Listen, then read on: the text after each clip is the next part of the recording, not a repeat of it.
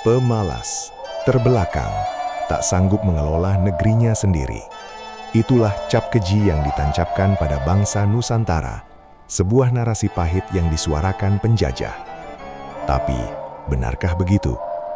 Atau justru ada kebenaran gelap di baliknya, yang sengaja dikubur demi pembenaran penindasan?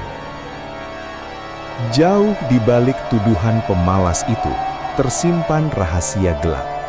Ini bukan tentang kemalasan, ini tentang ketamakan yang brutal.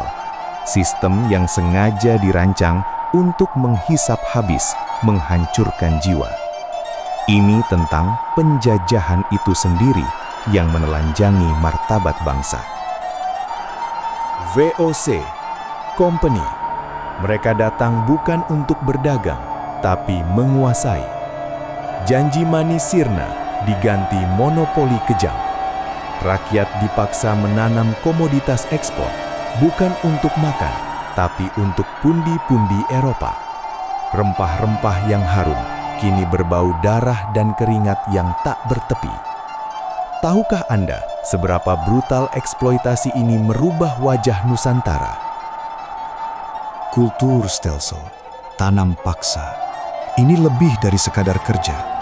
Ini perbudakan berkedok aturan. Tanah direbut, tenaga diperas dari fajar sampai senja. Upah, harapan, hanya ilusi. Ini bukan malas, ini kelelahan yang membunuh. Ini keputusasaan yang merampas seluruh semangat hidup.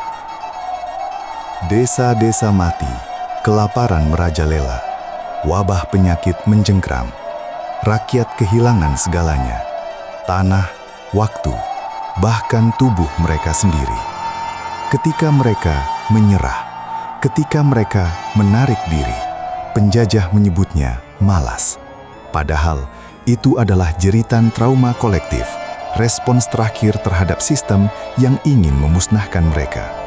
Lalu, apa yang terjadi selanjutnya? Tapi, tunggu. Di tengah keputusasaan itu, bara api perlawanan tak pernah padam. Dari balik bayangan penderitaan, tumbuh tunas kesadaran. Semangat merebut kembali harga diri yang diinjak-injak. Kebenaran gelap ini justru menempa, membentuk jati diri sebuah bangsa yang menolak takluk. Setiap tetes keringat, setiap desahan keputusasaan, itu bukan tanda malas, tapi bukti luka mendalam akibat tirani. Luka yang tak hanya mengubah jalan sejarah, tapi membakar nyala api perjuangan. Api kemerdekaan yang akhirnya membebaskan kita.